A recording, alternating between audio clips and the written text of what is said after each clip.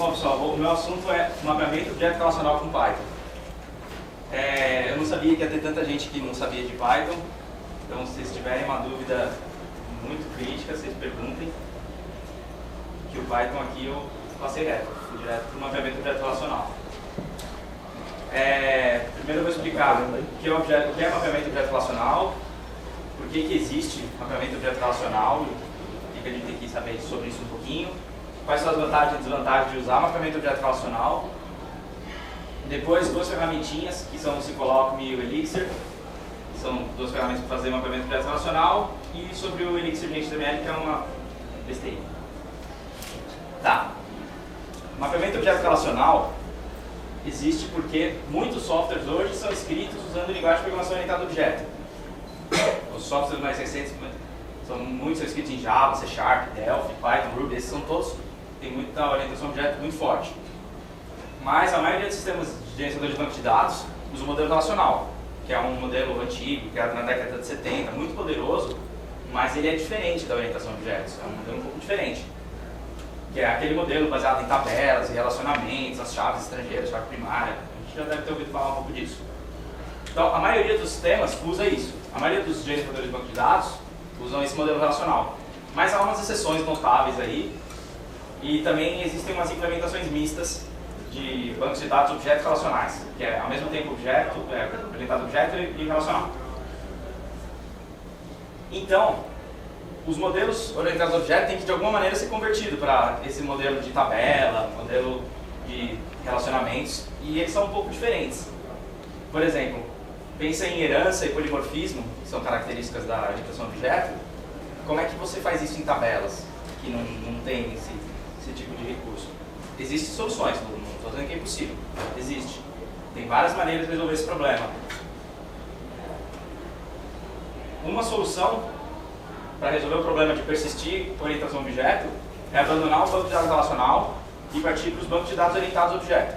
São bancos de dados feitos para persistir objetos. Eles não usam modelo relacional, eles usam uma outra coisa diferente. E partir desse tipo de banco de dados. O ODB é um banco famoso aí no mundo do Python e ele é orientado a objetos. O problema é convencer as pessoas a migrar o banco de dados Oracle de 15 anos. Muitas empresas têm bancos consolidados com muitos clientes, transações. Provavelmente é mais difícil convencer o seu chefe a mudar o banco de dados do que mudar a linguagem de programação. Já é difícil convencer as pessoas a usar Python, que é uma linguagem agradável, muito mais difícil vai ser trocar um banco de dados antigo e com peso, nome do Oracle, por exemplo. Esse é um problema da migração para bancos de dados orientado a objeto. Outro problema é que muitos não têm uma linguagem de query padronizada como que nem o SQL. Alguns bancos de dados orientados a objeto implementam SQL, é verdade. Mas a maioria não tem essa linguagem padronizada, tem implementações incompletas, ou tem linguagens próprias que variam de banco de dados em banco de dados. Isso é um problemão, porque SQL todo mundo conhece, todo mundo é padrão, você procura, serve para todo mundo. Outro problema muito forte, falta de integração com ferramentas já existentes. Então você tem aquele banco de dados enorme, e tem lá o RP da empresa, tem os relatórios lá que o pessoal fez no Access, fez um monte de coisa lá. É difícil tirar o Access de uma empresa, o RP então é impossível. E esses softwares que são apoiados em banco de dados, a maioria deles não está preparado para usar banco de dados orientado a objeto. Então, mais uma razão para ser complicada a migração de banco de dados relacional para banco de dados orientado a objeto. Outra é pouca adoção do mercado, não é uma grande parcela do mercado que adota banco de dados orientados a objeto, e poucos profissionais capacitados para isso. E é difícil integrar com bancos de dados legados, porque é um modelo completamente diferente. Outra solução, que é a que eu vou falar agora, é o mapeamento objeto relacional, que é um modelo, é um jeito de converter aquele modelo orientado a objeto para as tabelas. Tem problemas também. Nem tudo da orientação a objeto é convertido facilmente. Tem uma área de estudo que chama esse impedance mismatch aqui, que é traduzido como mau casamento de impedâncias, que é um termo roubado da eletrônica. Que significa que os modelos eles podem até ser equivalentes, mas quer dizer, eles não são equivalentes. Eles são poderosos, eles são capazes de fazer tudo, mas eles não são equivalentes. A conversão dos paradigmas é muito difícil. Outro problema de usar o mapeamento objeto relacional é que uma query pode ficar muito complicada. Se você pegar uma query usando uma query de um sistema orientado a objeto, colocada num banco de dados relacional, ela vai ter muitas tabelas, uma tabela para cada classe, normalmente, que as pessoas fazem. Então vai ter muitas chaves e aí você tem que fazer muitos joins e o negócio começa a ficar complicado. Muito lento, de vez em quando mais lento que banco de dados orientados a objeto, que ainda não é tão otimizado quanto um banco de dados Oracle, por exemplo, que é super otimizado, mas se você meter muito join, não adianta. E o banco de dados orientado a objeto, para um modelo orientado a objeto, é muito rápido. E, de qualquer maneira, é suscetível ao erro humano. Você tem uma query muito grande que você escreve na mão, a sua chance de errar é muito grande. E outro problema de usar o mapeamento do objeto relacional é a duplicação do esquema, que é você tem no banco de dados uma tabela para cada classe, cada coluna tem que significa uma propriedade, um atributo da sua classe, e você tem um modelo orientado a objeto no seu código. Então você tem uma duplicação do seu modelo. Toda vez que você precisa modificar o código orientado a objeto, você tem que ir lá e fazer algum esquema para migrar as suas tabelas para um modelo novo de tabela, mudar para um esquema novo. Tem ferramenta para isso, mas de qualquer maneira é um problema dessa solução. Então a conclusão é que ambas as soluções têm problemas graves, tanto o lado orientado a objeto quanto o lado relacional, mas a solução mais adotada hoje é o mapeamento de objeto relacional. E ele tem implementações em várias linguagens, é a solução preferida para persistir modelos orientados a objeto. Por exemplo, no Java, o Hibernate, famoso, todo mundo já ouviu falar que trabalha com Java. No .NET tem o N-Hibernate, que é parecido. Delphi tem o Echo, Ruby tem o Active Record, que é um belo mapeador de objeto relacional. PHP, Python, todo mundo tem mapeamento de objeto relacional porque é a solução a menos pior, segundo algumas pessoas, é a menos pior para persistir banco de dados orientado a objeto. Para quem não tem aqueles problemas de banco de dados legado, não tem problema com integração com RP, aí, bom, pode ser uma boa solução usar banco de dados orientado a objeto. Então agora eu vou começar a falar sobre o Scikit-Learn. O Scikit-Learn é uma biblioteca do Python que faz duas coisas importantes.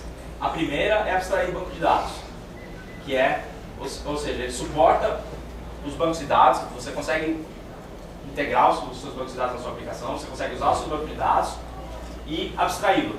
Ou seja, você não precisa se preocupar com detalhes de cada banco de dados. Ah, o MySQL tem uma particularidade. Isso o Scikit-Learn esconde para você. Ele faz as queries do jeito certo e você não precisa se preocupar com isso. Outra coisa que o Scikit-Learn faz é o mapeamento de objeto relacional de uma maneira flexível. O que eu quero dizer com flexível? Existem várias maneiras de fazer o mapeamento de objeto relacional. O Scikit-Learn não faz de uma maneira específica. Ele te dá a liberdade de fazer do jeito que você quiser, do jeito que for mais conveniente para o seu banco de dados legado, mais conveniente para as suas necessidades de performance e para o jeito que você achar mais correto. Então é isso, há várias maneiras de fazer o mapeamento de objeto relacional. E o Scikit-Learn permite mapeamentos bastante complexos. Mas, o Scikit-Learn, além de permitir tudo isso e abstrair os bancos de dados, você ainda pode usar SQL definido. Se você pensar, está muito difícil usar o Scikit-Learn e eu prefiro dar aquele select mágico que vai resolver tudo. Então você pode usar SQL se você sentir saudade. Uma vez eu vi um select que tinha 120 linhas de código. Acho que isso aí, não sei, tinha que fazer desse jeito.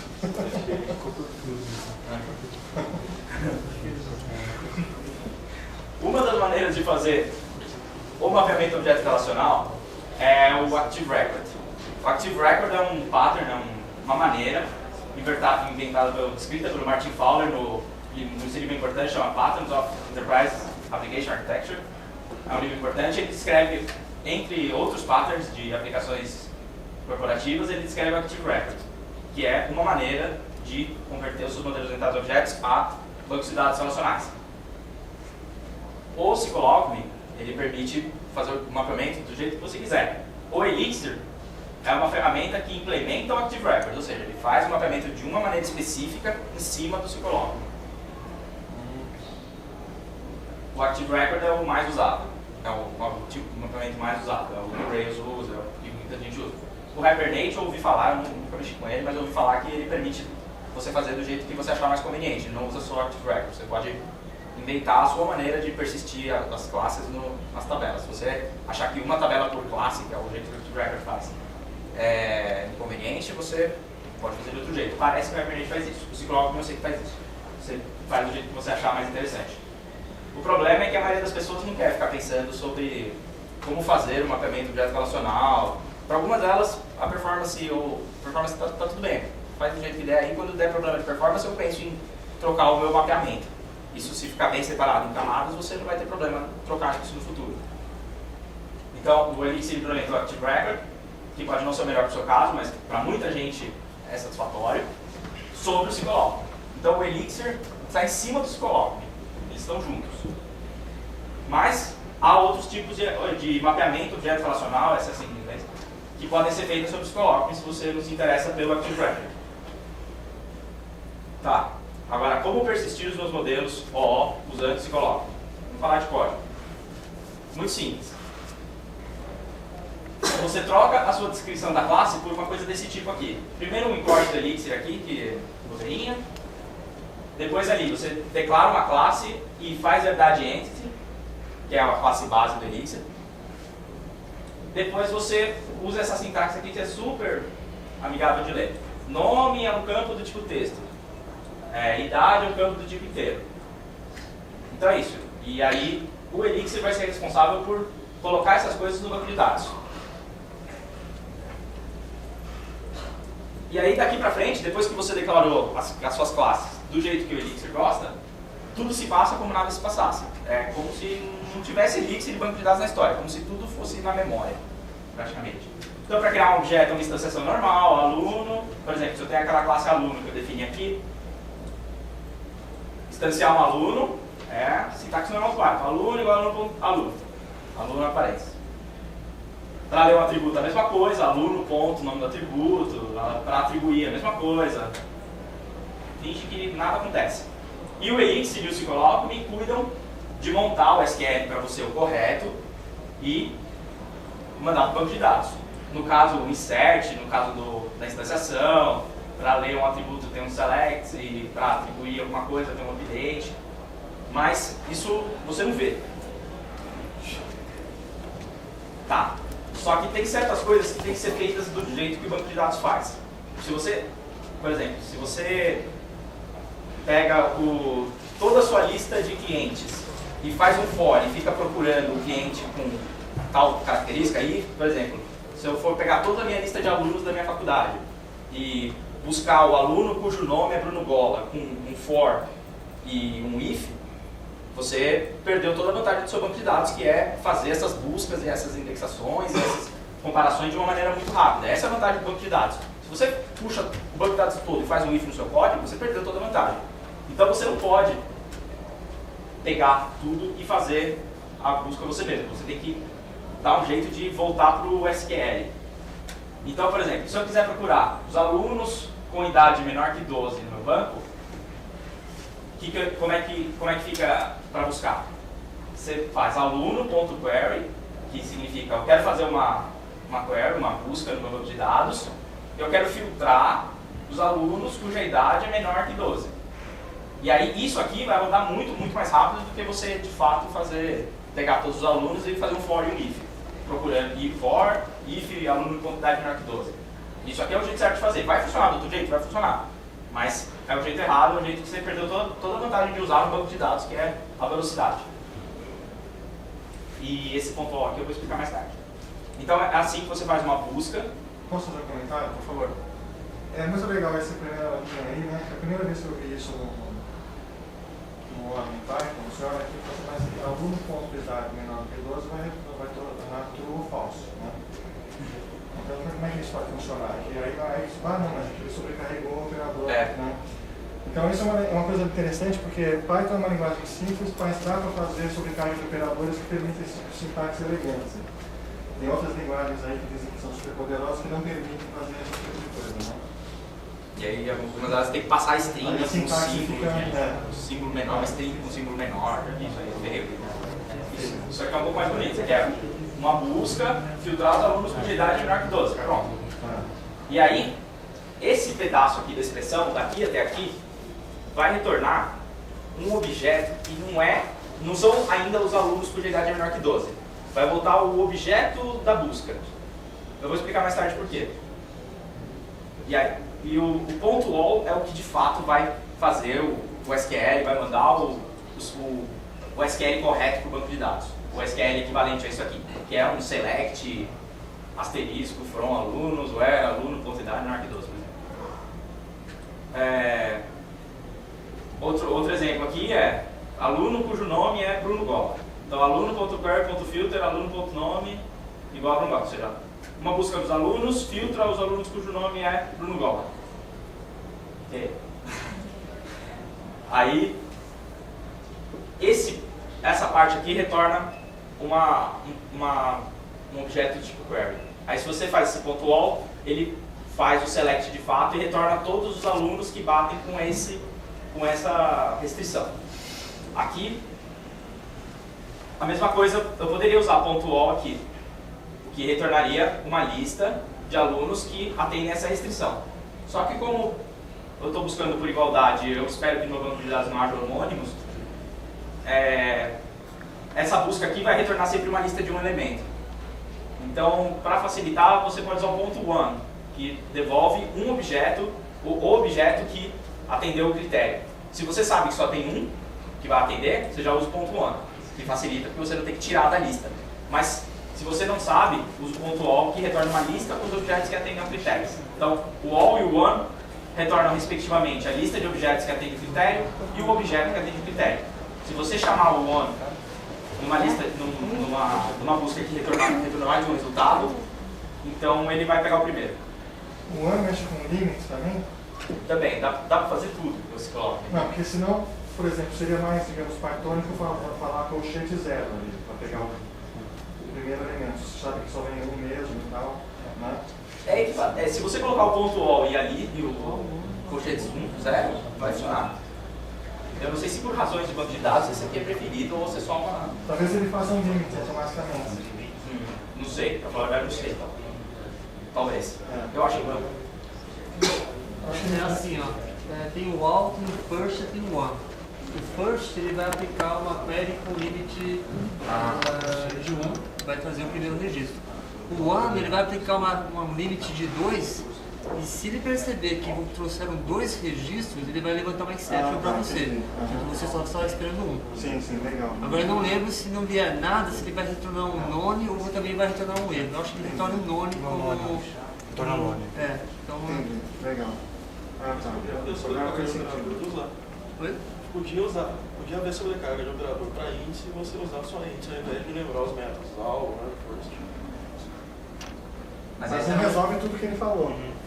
Porque até fica faltando um operador que é para resolver a distinção entre o first e o one que ele descreveu. O first poderia ser igual ao 0, né? Mas legal. Agora vamos falar sobre a parte mais importante, que é o relacionamento. Os relacionamentos é que vale mais a pena.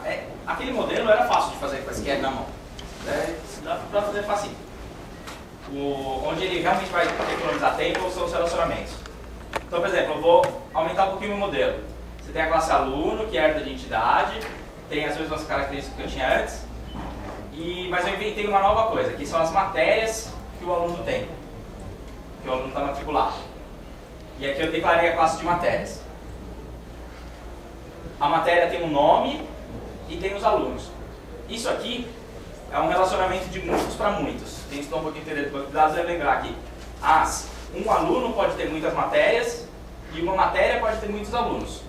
Então, você usa essa many to many aqui. Significa que um aluno pode ter muitas matérias e uma matéria pode ter muitos alunos. Podia não ser assim. Por exemplo, se você pensar, tem esse exemplo até no site do Elixir. Um filme tem um diretor só, mas um diretor pode ter muitos filmes. Então, isso é uma relação one to many. Ou seja, um diretor tem um filme, mas um filme só tem um diretor. Esse exemplo que eu estou dando não é many to many, ou seja, um aluno pode ter muitas matérias e uma matéria pode ter muitos alunos. Então você põe matérias igual many to many matéria. O que significa isso? Que matérias é um atributo dos alunos que é uma relação para muitas matérias, ou seja, é um monte de matérias. Matérias vai ser uma lista de matérias, de objetos matéria. E matéria tem um atributo alunos, que é uma relação de muitos para muitos com aluno. Ou seja, alunos é uma lista de alunos. Você pode pensar assim. E aí, daí para frente fica parecido com listas e é um pouco mais fácil. Por exemplo, Ramalho é um aluno. Estou instanciando um aluno Ramalho, cujo nome é Luciano Ramalho, idade é 30, telefone é tal. A idade é 22. 22, tá? A idade é 22, pouquinho, 19. E o telefone é tal. O telefone tá certo. O telefone tá certo, tá? Aí vou instanciar um objeto matéria, que eu chamei de IR. IR é um objeto matéria cujo nome é indexação em resumo. Você teve indexação em resumo? Sim. Ah, então tá bom. E aí, daqui pra frente, tudo se faz como se fosse uma lista. Então, IR, que é essa matéria aqui, indexação em resumo, ponto alunos, que é esse atributo aqui dos alunos, que finge que é uma lista, ponto append, que é o método das listas para colocar no fim, append o objeto Ramalho, o aluno Ramalho. Então, colocou o aluno Ramalho dentro das matérias. Desculpa, colocou o aluno Ramalho dentro dos alunos da matéria IR. Automaticamente o Ramalho já tem a matéria? É isso que eu falo agora. Exatamente, ó. Se eu der um print ramalho.matérias, automaticamente ele já fez a relação do outro lado e colocou que Ramalho tem uma lista, porque é uma relação muitos para muitos, com uma matéria só, cujo nome é indexação em resumo, ou seja, ele fez o lado contrário da relação. Então, depois de inserir na lista, que é aquela relação many-to-many, o Elixir trata de inserir no banco de dados, ligar chaves primárias estrangeiras, ele faz todo esse trabalho sujo para você. E você não precisa escrever nenhuma linhazinha de SQL. Nada, você não vê chave primária, eu não falei um segundo de chave primária aqui, não vê chave estrangeira, elas existem, elas estão lá. Você não vê. Para fazer uma relação desse tipo, você precisa de uma tabela intermediária. O Elixir teve que criar uma tabela para colocar um relacionamento. Você não viu isso, passou longe disso. Então é uma coisa muito boa porque você não vê SQL e mesmo assim tem as vantagens, tem a maioria das vantagens dos bancos relacionais. Quer falar alguma coisa? Tá. O Elixir GenXML é uma ferramenta, eu acredito em MDA, que é uma corrente de pensamento que acredita que dá para você fazer uma descrição de um programa numa metalinguagem, uma linguagem que não é nenhuma das linguagens de programação, e traduzi-las para a linguagem de programação que você quer e depois rodar. Então você descreve suas classes em diagramas UML, muita gente já deve ter visto isso, e existem ferramentas que traduzem isso para declarações de classe corretas em Java, em C, em um monte de linguagens já tem ferramentas para traduzir diagramas UML, diagramas de sequência, diagramas de um monte de coisa, traduzir para código. Qual que é a vantagem disso? A vantagem de usar isso é que você não fica preso a uma linguagem de programação. Você usa uma linguagem, é uma outra linguagem de programação, não vamos falar que não é, porque é, mas é uma linguagem independente de tecnologia. Se amanhã o Java for espaço e o .NET roda muito melhor e tem muito mais biblioteca e muito mais tudo, você pega o mesmo modelo, traduz e acabou. Não existe ambiguidade. Eles são modelos eles podem ir de níveis bem altos até níveis bem baixos, para você especificar toda a semântica. Então, o que eu quero dizer é, linguagens de programação e bibliotecas mudam o tempo todo. Hoje é Python, amanhã, daqui a 10 anos eu não sei se Python vai ser, eu gosto muito de Python, mas daqui a 10 anos eu não sei se Python vai valer a pena programar. E existe uma representação de modelos orientados a objetos que é independente da linguagem de programação, que é a chamada OML. O OML tem um monte de diagramas, serve para fazer descrições de nível um pouco mais alto. O Elixir GenXML é uma ferramentinha pequena, bobinha, que a única coisa que ela faz é converter diagramas OML em declarações de Elixir, pronta para ser usada. Eu já vou dar um exemplinho aqui. Então, isso aqui é um diagrama OML. Muita gente sabe ler isso, provavelmente essa é a linguagem. Para você dar a descrição do seu modelo para o seu chefe, provavelmente essa é a linguagem mais adequada, porque ele provavelmente sabe mais isso do que Python. Bom, pelo menos para ele fingir que sabe. É, verdade.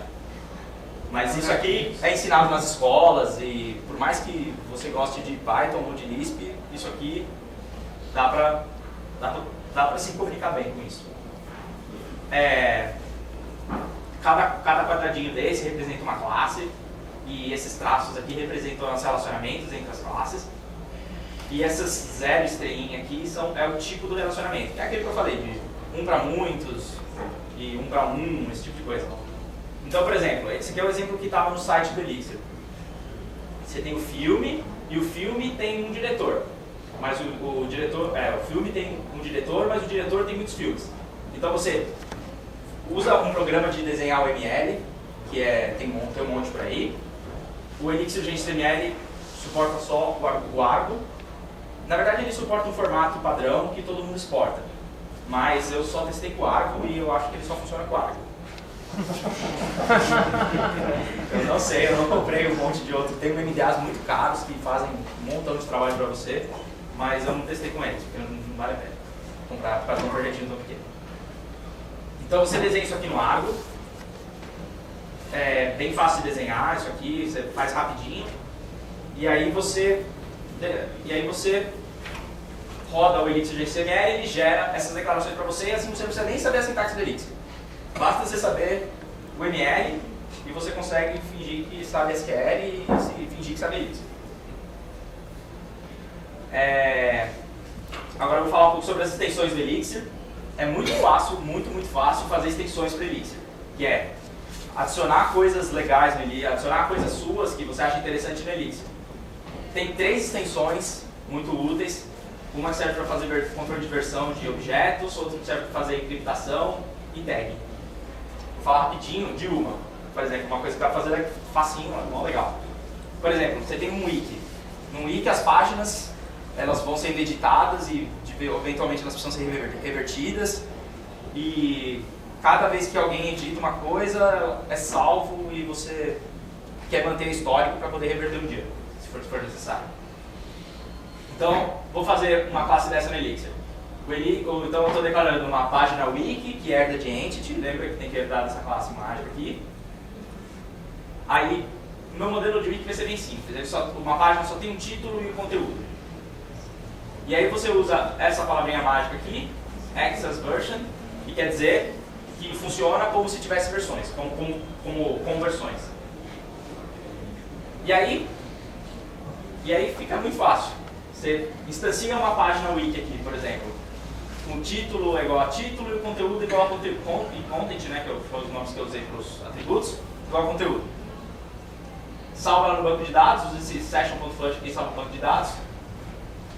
E aí, existe esse atributo version, que a classe ganhou quando você colocou essa linha aqui. Ela ganhou um atributo version. Aí você pode olhar que a versão é 1 dessa classe, desse objeto. Aí vem você e edita o conteúdo. Por exemplo, novo conteúdo versão 2.0. Coloquei o novo conteúdo. Dá o flush, automaticamente a versão foi para 2. Existe uma extensão do Elixir que está controlando para você isso. E aí, se eu quiser, por exemplo, reverter, pega o objeto, né? O objeto A é o artigo aqui, né? Ponto revert to, que é um método que ele ganhou simplesmente por ter colocado aquela linhazinha, reverte para a primeira versão. E aí ele reverteu para esse conteúdo aqui. Ele esqueceu essa modificação, reverteu para a primeira versão. Muito fácil. Fazer extensão para o Elixir é muito fácil. Eu fiz uma há pouco tempo que faz as validações. Para quem mexe com Rails deve ter visto aqueles validates presence of, validates formats, tem aquelas coisas. Eu fiz uma extensão dessa, mandei lá o pessoal do Elixir lá. Estou esperando a resposta deles, mas muito fácil fazer a extensão. Você tem uns eventos que você pode plugar neles, que nem programação de orientada a eventos. Você tem uns eventinhos, antes de colocar na tabela, eu quero que você rode essa função. E facinho você consegue fazer uma extensão e é muito poderoso. Você pode rodar código antes dele colocar na tabela, antes dele criar a tabela, depois dele colocar na tabela. É muito, muito fácil. É isso. Por favor. Uma dúvida. Eu não conheço Rails nem nada. Quando você está evoluindo, você mudou o modelo de dados ou de negócio ou qualquer coisa, como é que você faz? Você faz uma alteração na classe simplesmente e ele faz as mágicas de alterar a consistência. Eu tirei um atributo da minha classe. Ele apaga essa coluna na base de dados. Eu não entendo muito de Rails, mas eu sei que tem uma ferramenta que chama Migrate. O Elixir? Não, ele não faz isso. Existe uma ferramenta semelhante ao Migrate, que, se eu não me engano, teve até um Pythonista no Brasil que participou do desenvolvimento dela, alguma coisa assim. Tá. Ah, foi Marinho? Eu acho que foi. Existe uma ferramenta para isso, ele olha os modelos e olha a tabela e tenta, não sei se ele tenta calcular a diferença, mas eu sei que no Rails você vai lá e diz, eu quero que você No Rails você faz o scaffold, mas não é automático assim também, você precisa dizer, né? No Rails você precisa chamar migrations, que você muda direto, você não muda na classe. Não é igual no Elixir que você põe a classe e vai colocando atributos na classe. Você cria um arquivinho lá com migration e lá nele você vai colocar add column, blá blá blá, remove column. Então, sempre tem que rodar um rake db migration. Ele vai pegar e voltar numa versão específica. Se você quiser remover uma coluna, você criar um arquivo novo, que é uma nova versão do banco de dados.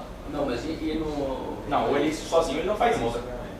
Se você pegar o seu modelo aqui, por exemplo, e aumentar uma coisa aqui, quando ele for tirar do banco de dados, eu nem lembro o que acontece, mas eu já fiz isso, eu lembro que eu tinha que apagar o banco de dados.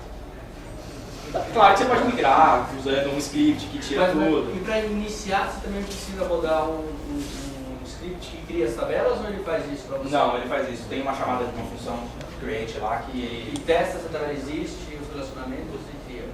Se ele testa se a tabela existe, isso eu não lembro. Ó, Tá. eu sei que o SQL Alchemy Brasil é uma camada em cima do SQL Alchemy. Eu sei falar sobre o SQL Alchemy. Ele tem umas chamadas que permite você criar uma tabela se ela não estiver presente. Então ele tem todo o cuidado de não acabar criando de novo objeto que daria um erro no banco de dados.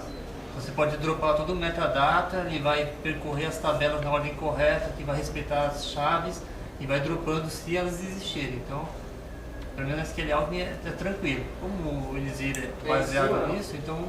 É em cima. O Elixir fica em cima do SQL. Você pode usar tudo aquilo. Você vai cair um pouco o nível, você vai usar o mapeamento do Elixir em cima do SQL, em cima o mapeamento que o Elixir criou no SQL Alchemy, mas tem o Create All, que é o que cria todos os bancos de dados, e se ele já estiver lá, diferente, eu acho que ele dá erro. Se eu não me engano, ele dá erro. Eu lembro que eu tinha que apagar meu banco de dados, eu acho que ele dava erro. Mas se ele já está lá, ele fica quieto. Esse objeto query que você mencionou, ele é o objeto É o query SQL, do SQL Alchemy. É igualzinho, é o mesmo. Você falou do ZODB lá. Que outros exemplos de bancos de dados similares que tem? Então, eu não conheço. Então, eles não são muito famosos mesmo. Tinha um chamado Cache, que eu não me engano, acho que é o exemplo mais famoso de banco de dados orientado a objetos. Não sei, a Mari deve até saber melhor isso. Muito ruim. Vale a pena usar algum deles, será? Então, tem um monte de gente que usa o ZODB, mas não porque optaram por escolher o ZODB, mas porque optaram por usar o Zope e o Plone, que são softwares que se baseiam nele, né? Tem até algumas pessoas que usam o ZODB sem usar o Zope e o Plone, mas isso já é bem raro. Eu li que o maior banco de dados do mundo é um banco de dados orientado a objeto. Porque se o seu modelo fica muito complexo, você tem que fazer tanto join para conseguir suas coisas, que fica muito pesado. Primeiro que a query fica grande, depois o banco de dados tem que ficar ligando as chaves estrangeiras com a chave primária. E no modelo orientado a objeto, não, você só segue um ponteiro. Você tem um ponteiro para o outro, você só segue um ponteiro, isso é super leve. Muito mais leve do que ligar chaves e tudo mais. Eu sei que esse banco de dados era um banco de dados científico, muito grande lá, com petabytes de tamanho, e ele tinha que ser um banco de dados orientado a objeto, porque não dava para ser de outro jeito, porque para a necessidade específica deles ele era melhor, por ter essa característica do modelo muito complexo. Leandro, você falou de Rails, né? E eu vim do Rails. Então, assim, só para me pontuar, assim, o que você pode citar que os dois diferenciam do Active Record de implementação do Python dessa implementação do Elixir? Para falar a verdade. Essa sintaxe aqui que ele tem aqui, field e tal, ela é um pouco diferente mesmo. Mas o Elixir tem duas sintaxes e uma delas é igualzinha do Rails. Como é que chama? O has many, belongs to, has field, ele tem essa sintaxe também. Eles se espelham muito no Rails, mas não tudo. Eu não conheço muito de Rails, na verdade é que eu não conheço muito de Rails. Mas eu sei que eles têm muita semelhança com o Rails. Esses acts, por exemplo, no Rails tem um monte deles, muito mais do que tem previsto, para falar a verdade. Eles se espelham muito, mas não conheço tanto de Rails assim para saber. Mas eu acho que são bem parecidos. Pelo que eu já vi de Rails e o que eu vejo de Elixir, são bem parecidos. O pattern é o mesmo. O pattern é o mesmo, de qualquer maneira, para falar mesmo. para quem não entende nada de banco de dados, e quer trabalhar com banco de dados, é melhor começar já direto com mapeamento objetual, você não tem que aprender o SQL. Eu acho que aprender SQL vai ser uma coisa boa para você. Muitas vezes vai ser útil, ele é um conhecimento exigido pelo mercado.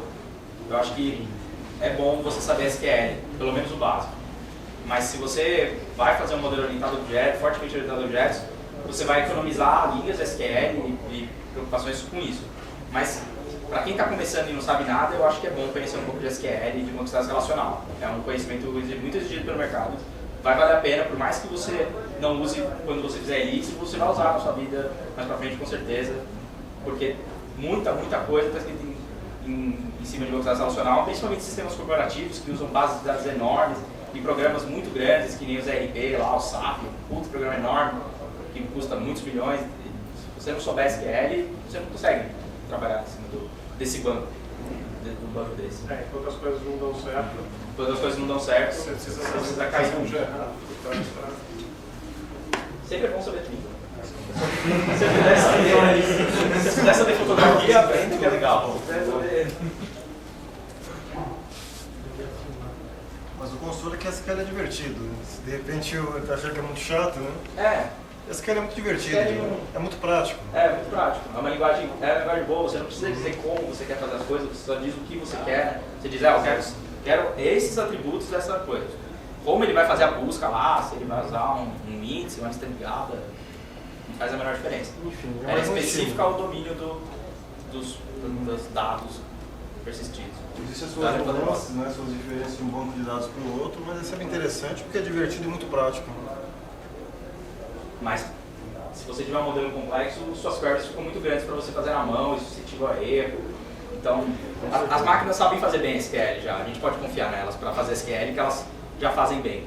Lá, tem muita gente que usa o Access para fazer o SQL. Eu já vi várias pessoas que não sabem muito bem SQL, modelam no Access as tabelinhas e tem um jeito lá, não sei como é que é, mas eu sei que tem um jeito lá que você pede para ele me dar um SQL. Você fala, eu quero esse atributo, esse e esse. Aí ele monta o SQL para você, o cara pega esse SQL e joga no programa PHP. Tem bastante gente que faz isso. As máquinas sabem fazer bem SQL, a gente pode deixar para elas esse trabalho e nos preocupar com coisas mais importantes. Mais alguma dúvida? Mesma coisa, se tiver mais uma condição para o banco, desculpa, se tiver mais uma condição, eu boto dentro do filter, tudo junto ou filter, ponto filter? Isso, filter, ponto filter, exatamente. Pode pegar. É legal que você pode ir cascateando queries. Então, por exemplo, daqui até aqui, retorna um objeto query. Mas antes de você fazer o wall que de fato faz a busca, de fato faz o SQL. Você pode colocar um outro ponto filter aqui e pedir os alunos cujas matérias cuja matéria, os alunos que estão matriculados na matéria tal. Eu posso colocar a matéria tal e menor de 12 anos no mesmo filtro. No mesmo. O fato é que quando você está aqui, você já foi para o nível do Ciclope. Isso aqui são chamadas do Ciclope. Você pode olhar a documentação do Ciclope, ele é muito completo, dá para fazer tudo do Ciclope, dá para você fazer o SQL que você quiser, usando essa sintaxe aqui, e você faz de uma maneira independente de banco de dados, isso que é o melhor. Se você ficar usando isso aqui e não descer para o select, escrever a stringona mesmo, você se liberou de banco de dados. Se amanhã o seu banco ficou muito grande e não está rodando no SQLite, você vai precisar mudar para um Oracle, você troca sem precisar reescrever sequer uma linha de SQL, porque você usou o Ciclope para fazer o seu SQL. Se você trocar isso aqui por um select de fato, e você usar alguma particularidade do banco tal, aí quando você migrar o seu sistema com outro banco, você está correndo risco. Então, você pode usar esse sistema aqui e você vai estar liberado de banco de dados. Tem como passar algum tipo de objeto, algum tipo de string para o filter ele avaliar aquela string, por exemplo? Eu crio, por exemplo, um objeto de condição, dinamicamente. Um objeto, desculpa? De condição, assim, em vez de eu escrever aluno por idade menor ou igual a 12, por exemplo, eu não sei o que vai ser o 12, entendeu? Tem como eu fazer esse objeto passar para o filtro em vez de escrever uma coisa rápida? Na verdade, o que está sendo feito aqui é isso. Aluno.idade menor que 12 retorna um objeto que é a condição. O 12 poderia ser uma variável. Sim, mas tem como passar outra coisa além de ser esse syntax sugar, além de ser o menor igual, menor Sim. Para usar qualquer operador aqui. Aqui eu usei não, mas eu digo para o próprio parâmetro de filtro. Ele aceita tipo, essa condição. Ele não aceita uma string, não aceita um outro objeto. O que ele está falando é assim, vamos supor que você está montando uma tela e o usuário que vai lá e vai escrever a expressão. Então ele tem lá a idade, aí tem um text box lá que o cara vai colocar o sinal de maior igual. E aí o 12. De algum jeito esse maior igual ser traduzido como essa condição de maior igual como se estivesse escrito no código. Entendi. Só por uma flexibilidade mesmo, vai que você tem vários objetos tipo condição e você vai passando. Não, se eu não me engano, o SQL Alpha ele tem lá uma lista com esses operadores todos mapeados. Então acho que você pode consultar essa lista e falar assim, me vê aí indexado maior ou igual, e ele vai te entrar no operador que você pode aplicar em cima da condição. Então dá pra você fazer umas mágicas assim. Mas aquilo ali a resolução que está dentro do parênteses é independente dele. Você pode até definir aquela expressão ali fora e passar para a função flow. É isso que eu estou pensando. Você pode até uma variável fora aqui. Pode fazer. Mas é uma expressão inteira. Mas uma quantidade não é uma expressão que está ali no filtro. Vai passar o resultado para isso. Sobrecarga de operador de vez em quando não é simples entender. Mais alguma coisa? Então, obrigado.